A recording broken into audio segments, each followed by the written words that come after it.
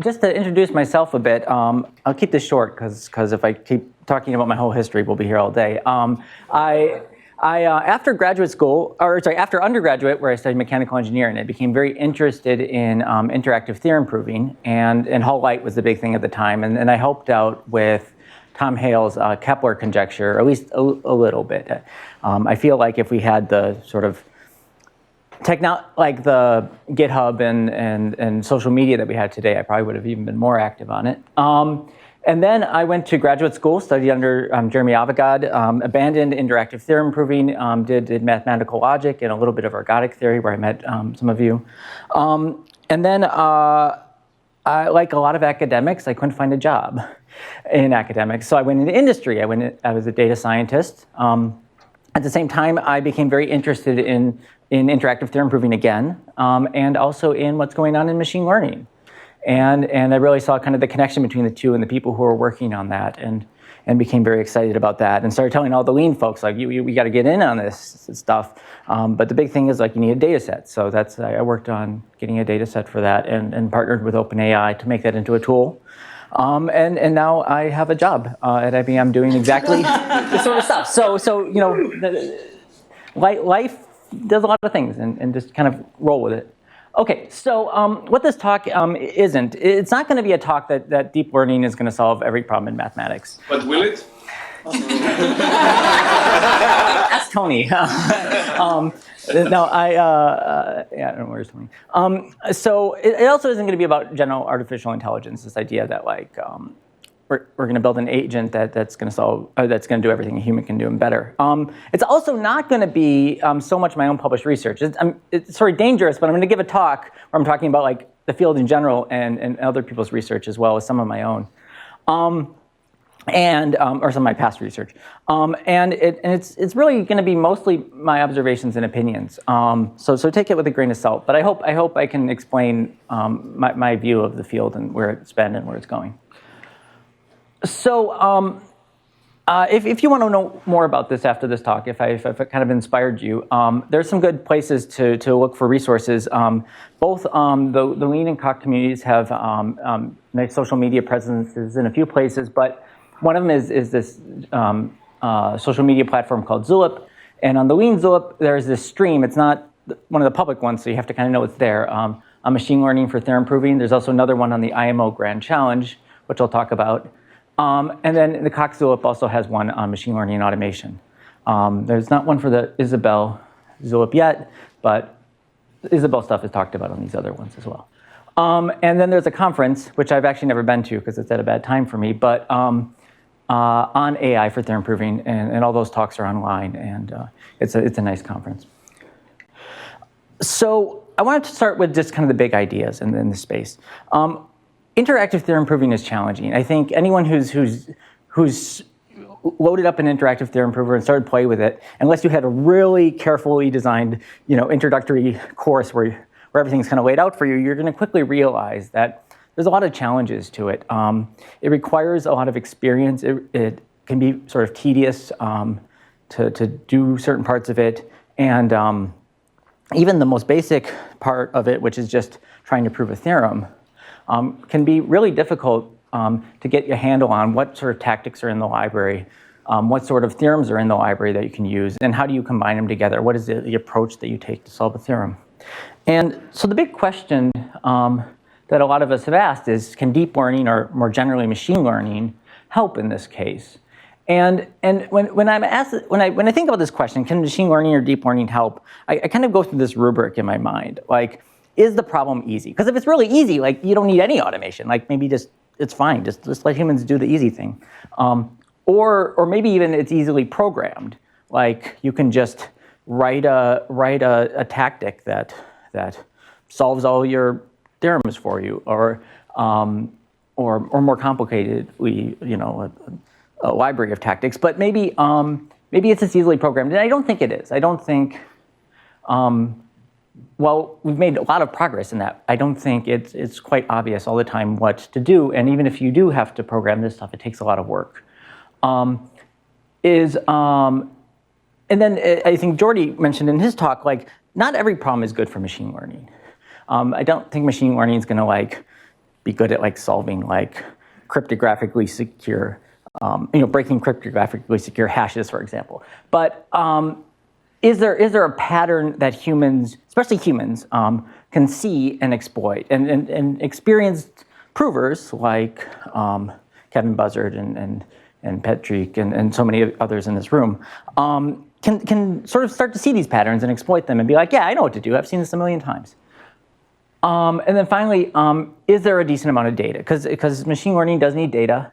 There are certain ways around that I'll talk about, but it does need data. And is there a decent amount of interactive theorem proving data? And I talked to so many people in interactive theorem proving who are like, yeah, we just don't have a lot of data, whatever. But you really do. Like, the community has built up so many proofs in all these different systems. And if you can extract it, it is a decent amount of data, and empirically it works.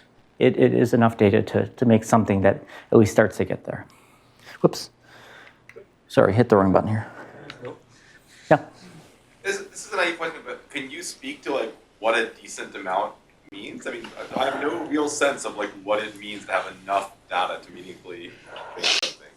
Yeah, it's a tough question because, as Tony showed in his talk the other day, like with this auto formalization work, there's like no aligned Isabelle the English, stuff on the internet, but still it was able to work because there's enough other data. But well, you were told there's 1 million lines in the code base for Lean. Is that a lot or is that a little? I have no sense of like what. Yeah, it's enough. I mean, I guess maybe I'm saying it's enough, but more is better. Like, I wish I could give you a concrete answer, but it's a hard thing to. Yeah. It's enough to at least start getting somewhere. Okay, so a lot of these approaches have been inspired, at least I think they have, by the AlphaGo and AlphaZero approach. Now, some of this work actually predates AlphaGo, so obviously that wasn't inspired, and some people probably have come up with the same ideas independently. But I think it's a nice motivation, at least, for how a lot of these approaches work. So when playing the board game Go, it's a 2-player board game where people take turns laying stones on this board.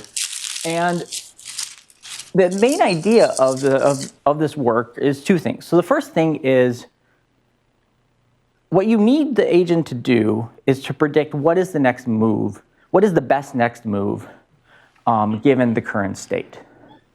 And in this case, where is the best place to lay that stone on the board?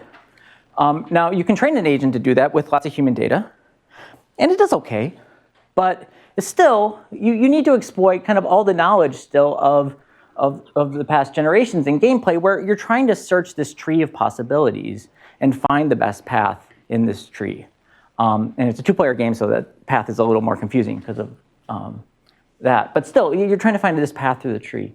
And so it's these 2 things combined. It's neural guided or machine learning guided tree search. And that's really the main idea behind all these works. Now, of course, we're not playing Go, so instead of board state, something like proof state, like what is your current state of the proof that you're in right now? Instead of next move, it's like next tactic, or if you have some other kind of logic, like what is a logical step in that logical calculus?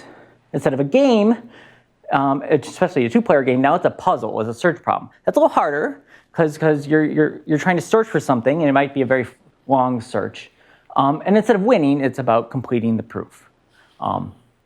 But many of the ideas still transfer over. Is there a question?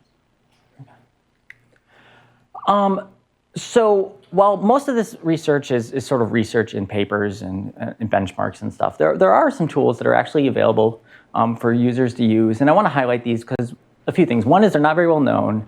And I really want to kind of reward people who've made these tools accessible already to these communities and really put in the hard work for doing that. Now, I think all of them would also probably want me to caution you that these tools are improving. And if you try out these things now and they're not what you're looking for, it doesn't mean in a few years that they aren't going to get much better. So I think they all want me to emphasize that. So I'm going to actually give you some quick demos of this. So the first one is built right into Lean, and this the model was trained by Meta, Facebook Research. the work to actually put it into Lean was done by Gabrielle. And it's very extensible in that you could take other models and use it with the same interface. Now, Sorry? what? Sorry? Sorry? Yeah, so sorry is in Lean, the way to say I haven't done this work yet. Just so let's actually try to do this work. So I think we can all tell what this theorem is. And I just give very simple examples because I just want to kind of show the tool. You can play with it yourself to get it to work. Now, how do you get it to work? How do you play with it? You load Lean. This is Lean 3. You do the VS Code extension, and then you go up here and you click this button. And that's all you do. Click that button. This is running. There's an API to some other server, and now it gives you suggestions of tactics you can apply, and you can just click here and see if it works. Sometimes it works, sometimes it doesn't. That one doesn't work, so let's go back. Let's find. Now it helps a little bit if you kind of know a little bit about this. Now the problem is this is well, first of all, this isn't my model, so I'm not so concerned if it doesn't work. But also. But also, I should emphasize that it's stochastic, so that's always a danger. And it worked better when I... Intros AHA, that looks good. Yeah, okay. Yeah, so intros AH... Oh, yeah, that would come a little bit. Oh, this one. Okay, yes. No, the third one. No. Okay. Okay, none. No, No on Earth. Okay. So, does it work? Yes, goals accomplished. Okay. Yeah, always the danger of live demos. Okay, so also, this one's kind of interesting because what do you have to do here? You have to find the value of C. So you have to come up with a term. And what is the term? And as a mathematician, you should look at this. When I tell people, it's like you should at least know how to do this on paper. So the term you want is obviously B inverse, but maybe you don't know how to enter it in the system. And you're like, okay, well, that looks like B inverse. How to enter it? Now I need to actually do the proof. I don't know which one of these work, so nope. There you go. Okay. Now, unfortunately, this one doesn't have any kind of search. So as a human, you're basically doing the search. But I encourage people to play with it and see what they think of it. Now, again, it's not mine. The one I actually worked on, which is very similar and inspired this work. Unfortunately, the OpenAI, who was running this interface, decided to turn it off at some point. So that's a danger that I'll talk about later with some of these systems. This is one's for Coq. I have no connection to this work at all, but I just wanted to highlight it. So they actually have some examples. So let's use some of their examples, but you're welcome to play around with it later for finding your own things. It's called Proofster. So if you just Google Proofster, you can figure it out. So here's you want to prove that n is greater than or equal to 0, and you just proofster it. And you can enter in your own terms, by the way, to this. This is not just... and it gives you... it comes up with a proof with some nice kind of syntax here, and also lets you explore the tree. So if you wanted to come up with... explore a different route to the proof, you can explore its suggestions of that. If we just want to do one more example here. I think what is this term? This term is every elemental list is less or equals to the list max. Let's see if it can solve that. Some of these it actually can't solve, which is pretty ballsy to put on your demo. Something you can't do.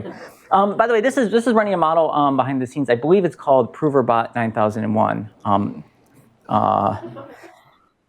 But again, ProverBot 9001 has been around for a while. Just no one could play with it because they didn't have an interface. So it was really nice that they created an interface. So this finds a proof. This one I think is deterministic, but I haven't played with it long enough to be sure of that. And then the last one I want to talk about is called Tactician. Actually, I'll show you the website, Tactician. And this one's actually, you have to install it, but the installation's pretty easy if you know how to install OPAM projects. And this one is sort of interesting in that it runs on your laptop. So it's able to run on your laptop. You don't need a GPU or anything like that. It doesn't use any deep learning. It uses, but yeah, this is Coq. Sorry, this is the Coq ID. This is still Coq. It doesn't use any deep learning. It just uses k-nearest neighbors, which is a form of lookup algorithm, and it can just instantly adapt to whatever your project is. So you're working in homotopy type theory. I don't know if it works for homotopy type theory, but you don't need to train it on homotopy type theory. It just does this. But anyway, I'll show you some examples. So it does need to have like something else already in the global context, because it learns from proofs in the global context. But it has a suggest tactic here, which makes suggestions, and then it has a search tactic. The newer version, it's called synth, but I have an older version. And it searches and it finds this proof here. The proof, if you just copy and paste this proof, or actually I'll just do the whole. You can clean it up afterwards. It looks a little uglier than it, but you can clean it up and just put it into your code. And whoops, what did I do wrong? I'm probably not using the right. Did I miss a period? I don't. Okay. And then here's another one where so it can learn from this first proof that too far. Okay, you can learn from this first proof, which is a proof of that a list concatenated with the empty list is the same list. It can learn the associativity of list concatenation. So again, it has both. You can do a suggest if you want one at a time, or search to find a whole proof. Okay, I'm sure many of you want to play around with this more and test it and find the limits, and that's well and great. But I'm going to continue with the rest of my talk here. So the big question now, I think, is do these work? And I think there's a lot of parts to that question. One is, do they work now? Are they showing progress? Are they getting better? And how usable are they by actual users? Which are all great questions that I'll kind of get to in the talk. But I put up here a bunch of systems and percents, and I really want to emphasize that these percents mean nothing. In that every one of these, tests in a different way. And like, for example, this work here with Hull Light, this is using reinforcement learning where they're spending like days constantly trying to prove the same theorems over and over again to improve the model. Whereas this, the tactician, as we talked about, just loads up right away and runs. But at the same time, I do think that these numbers are showing that something's going on, and that the field is making encouraging progress, even if, again, it's mostly in papers right now instead of tools that people can use. Okay, how do these things work? And I've already kind of given you the broad outline. It's something like AlphaGo. It's a neural guided or a machine learning guided tree search. But let's kind of get into the details with a little more specificity. So the first thing you need to do is you need to gather data. And this is not as easy as you think. So the data typically is going to be, you want your goals. So if you've ever used a tactic-based interactive theorem prover, at each step of the proof, they tell you what is the goal you need to prove, and then here's the tactic you need to apply to that goal. And you need to extract this from the human proofs. And that's already a fairly messy thing that involves a lot of choices, but you can do it. But it is a lot of work, and credit should be due to the people who actually get this data. Now, we talked about amounts of data. So for example, 2 years ago when I had done this for Lean, I got short of about 200,000 proof state tactic pairs. It's much more now. Archive of Formal Proofs has a lot of data in it as well, and COC across its many projects also has a lot of data that various projects have already extracted this data. And you need to clean the data and process it, and that really depends on exactly what you're doing with it. So I don't want to get into too many details there. Yes? Is this data publicly available? A lot of times it is. For example, this came from I made public the repo to extract this code. There's sort of a better way to do this now in Lean, a tool that Mario made, but that's also public. I don't know if Caillou Yang is here. He released a data set of COC proofs a long time ago. And there's a data set of Isabelle proofs. So there's a lot of data. Now, maybe it's not the data you need, and maybe you need to go back and extract it in the way you want it for the project you're doing. That's always a possibility. Okay, so now that we have the data, the first thing we need to do in these machine learning models is sort of, this is, you're taking an input and you got to give an output. So how do you represent in the model the input? Now in the old days, like 10 years ago, you would do this all kind of handcrafted features. So you would say, what are the important things about the goal? Like maybe it's what is the outermost connective here? Or how many variables are there? Or is it what kind of area of mathematics is it, or something? And you would basically create a bunch of these features, and you put them in something like a vector, and then you do something like linear arithmetic, or linear regression on them, or logistic regression, or something like that. A more advanced version of that, which actually that might be over 10 years old, definitely too, is you can sort of start to extract these features automatically by doing things like, the simplest is, if you think of this as a sequence of words or something like that, where each of these symbols is a word, you can take like pairs, just like what are all the pairs of consecutive words, and that gives you a very large vector, where for each pair you have like whether that pair is or is not in the sentence or in the goal. And there's more advanced ways to do this with considering that you can think of this as a syntax tree, and then you can talk about like the nodes, like some represent all the nodes in some ways, or represent the paths through the tree. And there's a lot of approaches that are still used for that. So the ones, however, that use neural networks try to learn these features themselves. So you, instead of crafting them yourself with an algorithm, you learn them. And there's all sorts of different types of neural networks. And it's really like, if you want to think about your input as a tree, like the syntax tree, there are tree-based neural networks that can do that sort of thing. Now, you might want to not think about it as a tree, but instead as a graph. And why would you think about it as a graph? Well, you have the syntax tree, but there's certain parts of the tree, like the variables, like this m and that m are the same m. And you might want to like link them with some kind of like edge between them. And this gets even more important with quantifiers, because not all m's are the same m's when you have quantifiers, and you have to think about how to handle quantifiers.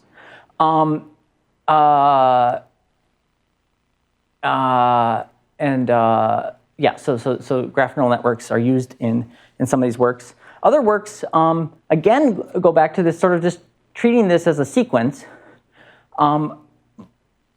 which was funny, because that was like one of the first ways to do this. Before we started with these more structured ways. But now a lot of works are going back to this. And the reason they're going back to it is because we have these very powerful language models now, like based on transformers.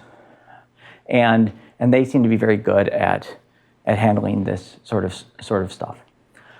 So anyway, whatever you do, you end up with some sort of like internal representation here, which is usually a vector. Or sometimes it can be like a graph of vectors, or there's lots of, I'm hiding a lot of stuff under the rug here.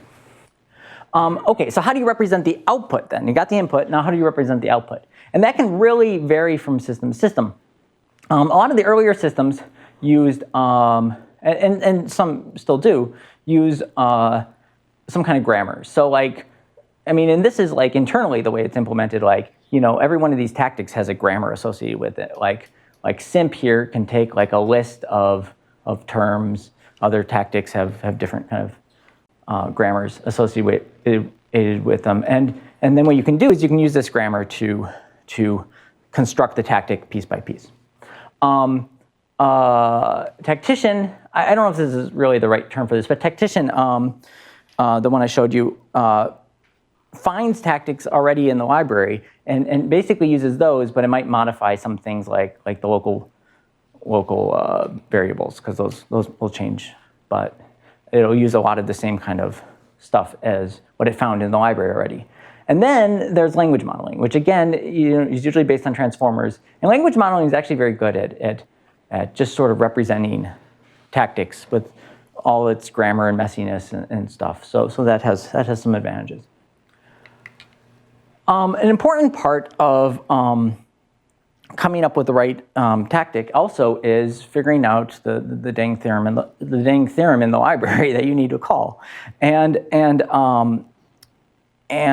this is called lemma selection or premise selection, And actually, the lemma selection and premise selection really predates a lot of this work because it's been used in the hammers that we talked about earlier. Hammers have to do this. Like basically, anytime you're trying to apply theorems from a library, you need some way to find them.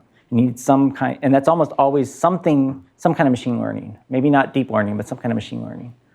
And often, the way this is done is just like we could assign our goal some sort of vector representing the goal, we can also assign our theorems some sort of vector representing that theorem. And again, lots of approaches to do this. And even for the goal, you could have different vectors for different purposes. But what you do is you take a vector for the goal and a vector for the theorem, and you try to match them up. You try to get them, try to find the theorems that have the most similar vectors to the goal. And usually this is done with like cosine similarity. So just the cosine of the two vectors, or maybe Euclidean distance, or maybe even just taking the dot product of the two vectors and taking whatever is the highest. And that's sort of the lookup mechanism. Now, like I said, this has been used actually a lot in first order theorem provers and hammers, even way before a lot of this application to interactive theorem proving. And also, language models often have a kind of a different approach where they just memorize what's in the library, which is good and bad. They're actually very good at looking up things in the library, but it's kind of more rigid. It's like, well, you're kind of stuck to whatever was in the training data now, the theorems that were in the training data. Okay, term generation.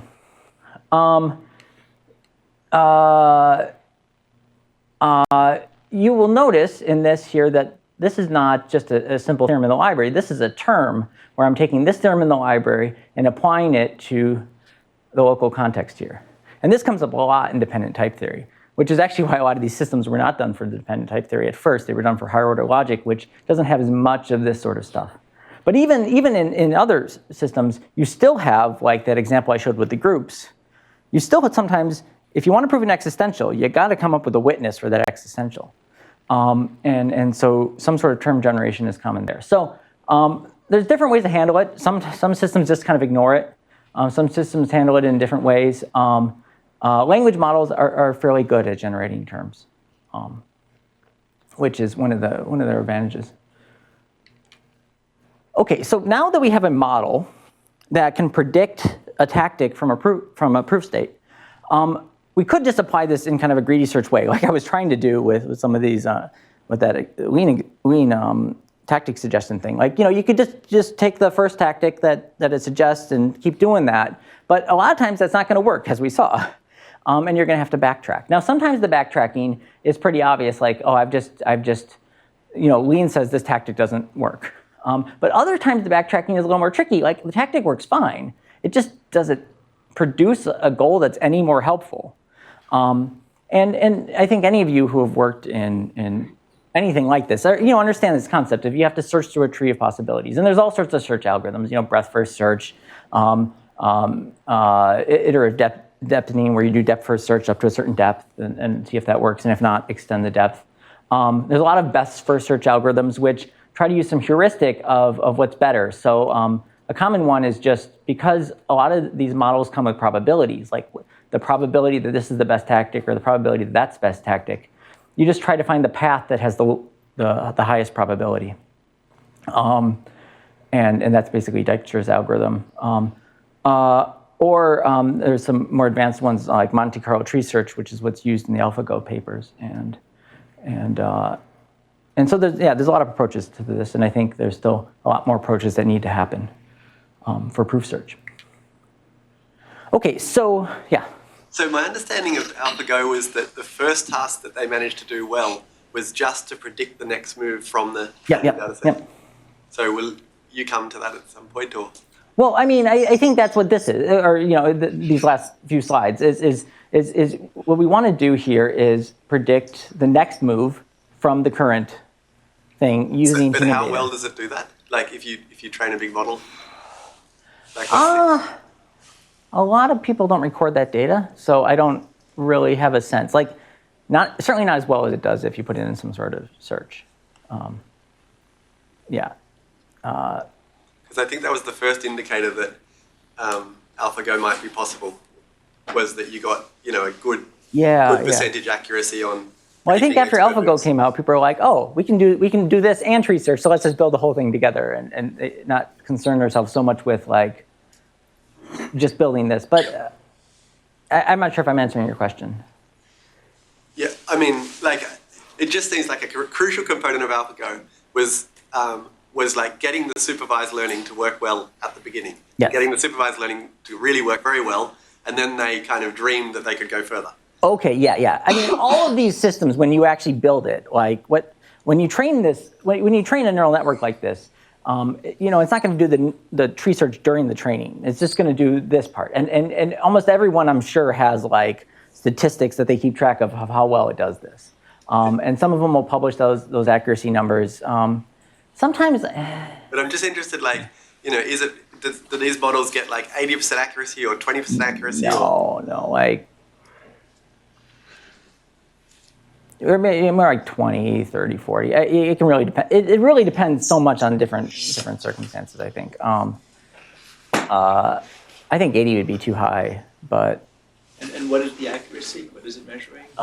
If this is the exact tactic, well, yeah, that's a good question too. Is this the exact tactic that the human picked? Which again is this problem that there's so much ambiguity. Like there's probably like 100 tactics that could be used as the next step in here. So that is already, maybe you could even say that this training data is not the right training data, but it's the best training data we have. So that It's not as well defined as in like Go, I would say, right? Because in Go, there's the same issue. Like, you don't know that the human's done the best move. No, but like usually humans agree on the best, like that there's like Yeah. a singular move or like a very small I selection. don't think so. well, At least in chess, I think it's sort of relatively clear. Whereas I would say in proofs, there's probably like many ways you can go that are completely valid. yeah. I mean, there certainly could be like multiple options where you still have a winning thing, but because there's this opponent that's always trying to screw you up, like you really have. I think it does lead more to like better options versus worse. Whereas a proof, it's like I could take the long way or the short way, and I'm still going to get there. And the humans have different reasons for picking these. Some of them are for like library readability or maintainability of code, and maybe you do want to keep that property, but some of it is just maybe like that was what the human found and didn't think to do anything different. So. Can you comment how many options you're choosing from as opposed to, let's say, Go, right? And Go, at each step, but not so many actually moves, right? It's on the order of 100 or so. Infinitely many. No, in one. Well, okay, so yeah. I mean, Infinitely many possible next steps in principle in general. yes, that's the thing. There's infinitely many in principle, but in practice, like how many do you do? And it depends on your algorithm. Like some algorithms might kind of go back to the drawing board and keep sampling these as needed, where others might just have a fixed, like we're going to pick 50. I'm trying to think what we did in our paper with OpenAI. Like I think we picked 50 possibilities and just kind of went with those. For a human, it is infinite because you can always say, I need to pull out an auxiliary lemma for this particular. What do you mean infinite in this? Yeah, I hope I convey that there's a lot of design decisions that maybe aren't optimal and maybe need to be improved. And some are small improvements and some are like maybe major improvements that totally improve these systems a lot better. So on top of all that, then you can also add reinforcement learning. And not every system does that because it is a lot more work. But reinforcement learning is basically learning from experience. And Adam already gave a good talk on that. Now, there's a whole formalism of reinforcement learning. But the main idea is there's kind of two things that often are interested in reinforcement learning. One is the policy, which is what we've already been talking about. Like, what is the next action you're going to need to apply? And you want a model that can predict that next action as best as possible. But also, it's good to have some sort of notion of how good your state is. So like if we imagine like, back here, maybe this isn't a good state and I don't want to really explore from here. I want to explore from here because that's a better state to be in. So how do you measure goodness of state? Well, it's a little hard. It's some sort of estimate of reward if you think of this as a reward system like Adam presented. But and you can imagine a reward like, well, you just get a 1 if you get to the end of, if you solve the proof and 0 otherwise. Or maybe it's like a notion of like how many steps until the proof, where you want to have as few steps as possible, and if you can't find a proof, well, then it's infinite. But really, when you start talking about like not finding a proof or having infinitely many steps because you can't find a proof, then you have to realize you need negative examples as well as positive examples. You can't learn these values just from human data. You have to learn it from experience where you try and fail. And reinforcement learning can either be used as a standalone search method. So rather than having like some kind of tree search, you just try. And if you succeed, great. If you fail, you learn from that and keep doing that. And that's another way. Or you can be combined with these other tree search methods and just as a way to constantly improve your model. So this is the AlphaZero approach. Yes, yeah, AlphaZero not only was neural guided tree search, it was neural guided tree search with reinforcement learning to improve that. Well, even AlphaGo, but AlphaZero did it with no human data. And RL is interesting in that it scales very well with more compute time, like including like compute time of days. Because you imagine like you're trying to search a tree, it's going to be a tree. So the longer you search, the more things down here you have to go through. And most of experiences, if it doesn't solve anything in 10 minutes, it's not going to solve anything in 20 or an hour. Which is not always true. I mean, many of you who work in stat solving can probably have really good intuition on this and how it works. But reinforcement learning is interesting because it's constantly always improving its understanding of the situation. And so you can see a lot of progress even running this thing for whiles. One of the simplest forms of reinforcement learning is expert iteration. Which sort of is like the AlphaGo thing, but you can do it more simply than in AlphaGo. You could start, if you want, with human proofs. But then after you build up your policy database and your value database, which will show how to add things to that in just a second, you train a model using those two things. And you evaluate your model on, say, all the theorems in the library, not the proofs, just the theorems, and see if you can prove those theorems. And if you can prove those theorems, then great. Those are training examples that you can use to train the policy. Now, if you can't prove those theorems, or even if you can, that's also information about the value, how good certain states were. Like I couldn't find a proof from this state. That's positive and negative information about the value.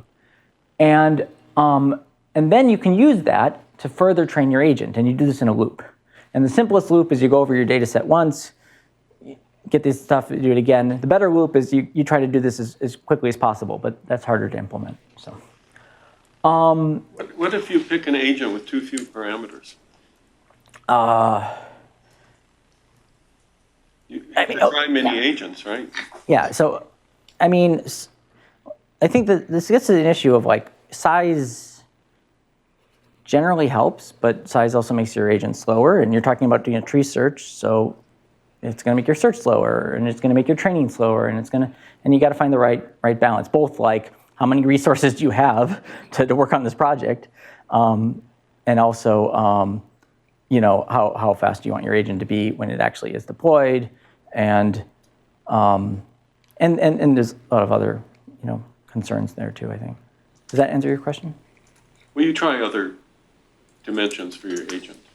Yeah. I mean, there are so many hyperparameters you can pick for these models, and it also, like for example, with the work with OpenAI works on language models, so they have all this infrastructure for training language models, and you can, and they're very good at training that. If you want to train another type of model, they're like, I don't know, we have to start from scratch once, the beginning. So I think that's also a concern. It's just like, what is your expertise?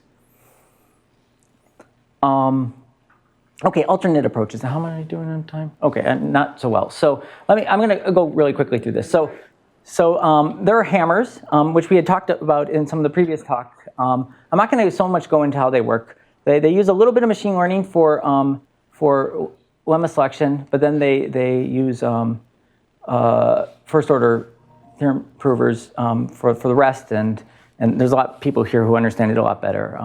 So I'm not going to do too much. But I think the big question is, how do these compare to hammers? Because those are the other big tools. So a hammer is a tool which, in interactive theorem proving, which tries to use a first-order logic solver to solve your theorem. And it does it by looking up a bunch of theorems from the library that might apply, taking your goal and your theorem, translated into first-order logic, sending it to the first-order logic solver, seeing if it solves it, and if it does, then trying to reconstruct the proof in your language. And anyone who's an expert in here can tell me where I'm mistaken on my understanding of this. Does that help? Isabelle has a very powerful one. Koch also has one.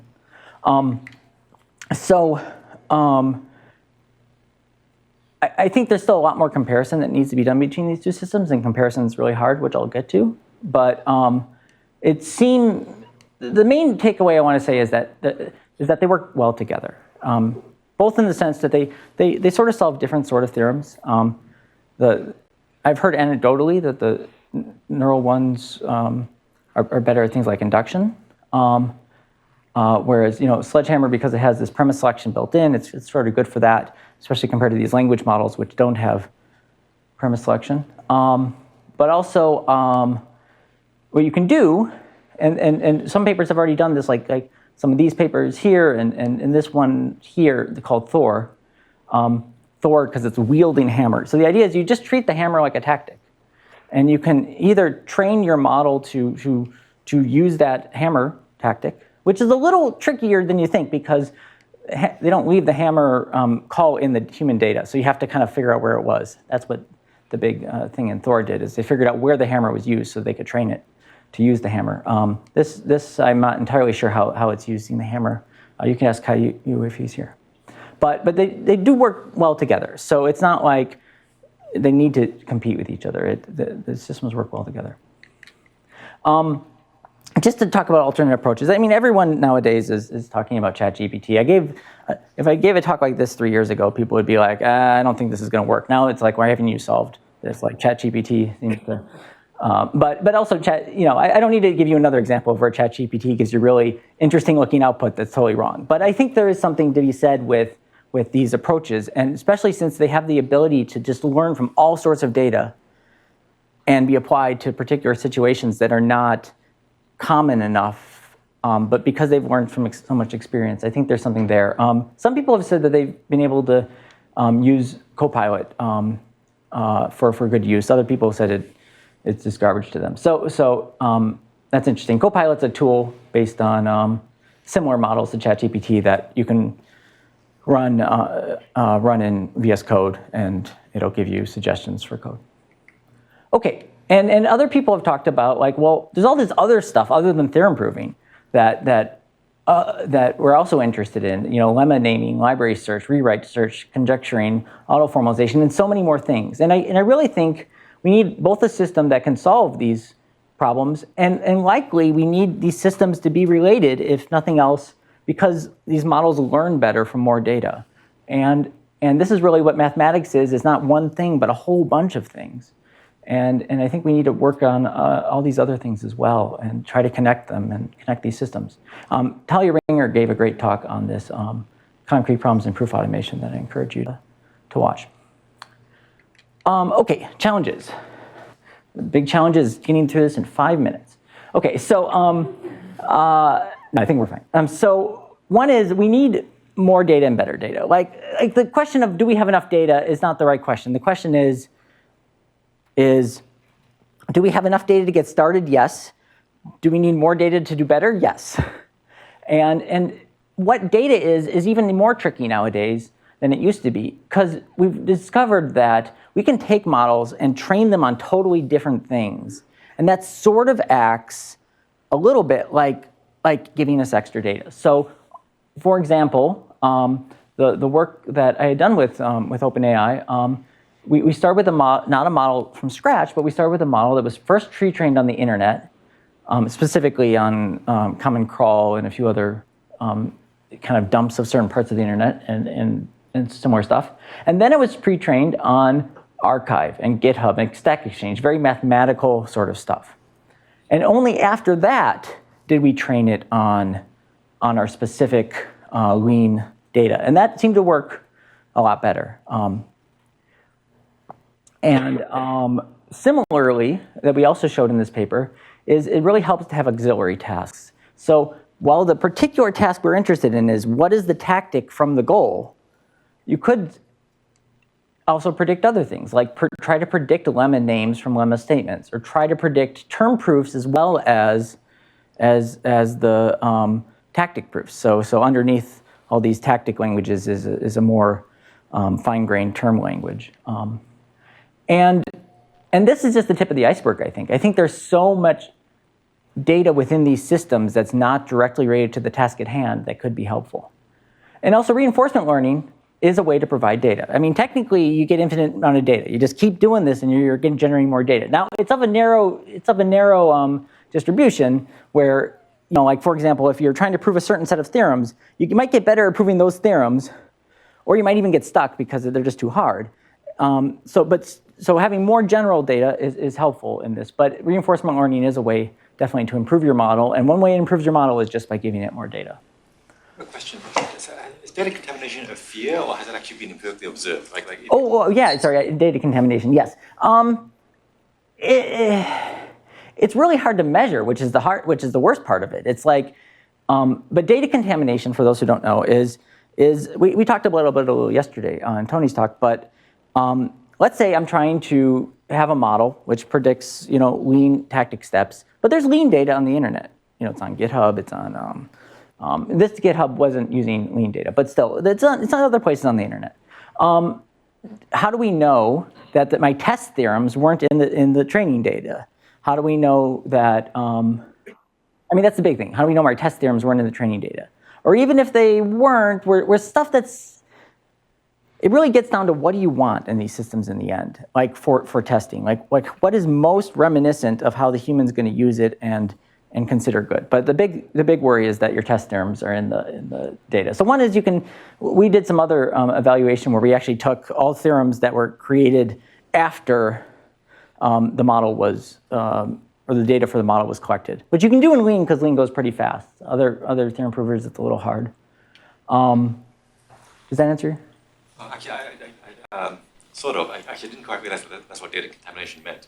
Like if you add low quality data to your training data set, it can actually decrease the performance of your. Somewhat, yeah. Like, or Tony. Well, I guess that's a good question. I think there's a lot of questions of like what is like good data and what is, because in one sense you want more data, in another sense you want high quality data, and what is that right balance? Like Tony was mentioning the other day, like they cleaned up all the LaTeX, and that seemed to help with this. Just wondering, like, if you added say fixed rate to the data set, does that actually decrease? Say it again. If you added like sort of a repository of not very reliable mathematical arguments to. Oh yeah, like Reddit or something like. Yeah. I don't know. Yeah, these are good questions, and I don't know the answer to them. You remove the general mathematics section of archive. Yeah. Yeah.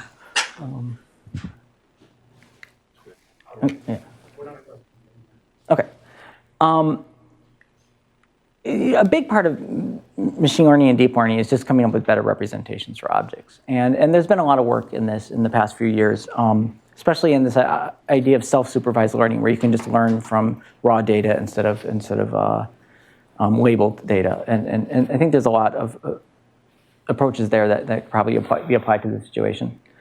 I personally feel that search is one of the areas that is hardest in this. Like this is a search problem, and maybe this search works fine for finding like your little proof in your very well thought out experiment. But in real life, mathematics is this giant search over all these possibilities and ideas. And how do we do this? And how do we not get caught up in all the little minutia? And I think we really have to think like big picture here. And I think language models are definitely showing some potential here as this ability to kind of navigate the space in a more human centric way, but I think there's just a lot to be learned from other fields like planning or the SAT and first order logic solvers and SMT solvers, and other areas of AI like hierarchical reinforcement learning, which tries to think of like big actions and small actions. Like you want to walk to that door, I don't think about like every little step I take with my foot. I think about the big. I want to walk to the door, but how do you do that in an agent? And world models, which is another way to you kind of learn to understand like the dynamics of the world around you.